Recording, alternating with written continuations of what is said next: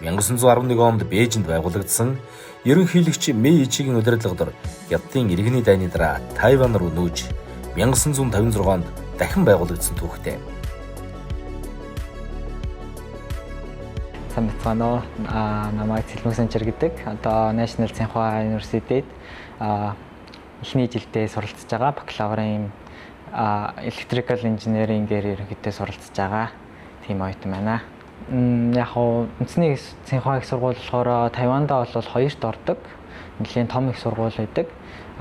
Тайваны одоо нэг эдийн засаг бол ерөнхийдөө хагас дамжуулагч нэрээр тогтдог. Тэнгүүд яг хагас дамжуулагчийн үйлдвэртэйгээ нэлээд ойрхон яг хажууд нь шахуу байрлаж байгаа TSMC-гээд. Тэнгүүд нэг ирээдүйд одоо хагас дамжуулагчийн иймэрхүү мэргэжлээ сурж байгаа болохоор ажлын байртайгаас ойрхон ингээд ерөнхийдөө байршлын хувьд тийм даваа талтай учраас яг үндэсний Цэнхуа их сургуулийг бол сонгосон. Тэгээ миний хувьд болохоор засгийн газрын тэтгэлэг авсан. Тайваны засгийн газрын тэтгэлэг. Тэнгүүд Тайваны засгийн газрын тэтгэлэг нь болохоор тодорхой яг сар болгонд хэдэн мянган өгнө. Семестрийн хэдэн мянган өгнө гэсэн мөнгөнд дүн байж байгаа. Тийм яг тэр журмынхаа дагуу ингээд аваа явж байгаа гэсэн үг одоо. Ерөнхийдөө сарын стипендтэй аваад стипендээрээ л амжиж байгаа. Ямар нэг ажил бол хийхгүй байгаа.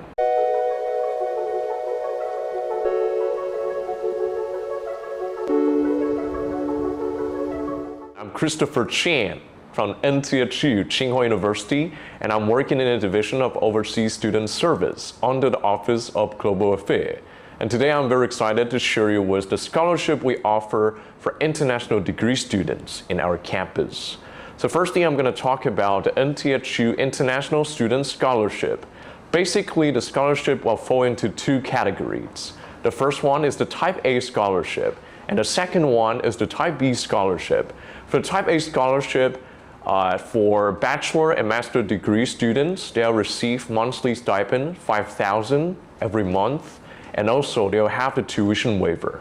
And then for the PhD student, the stipend they receive will range from $10,000 plus $30,000 from the college or Department of Dan.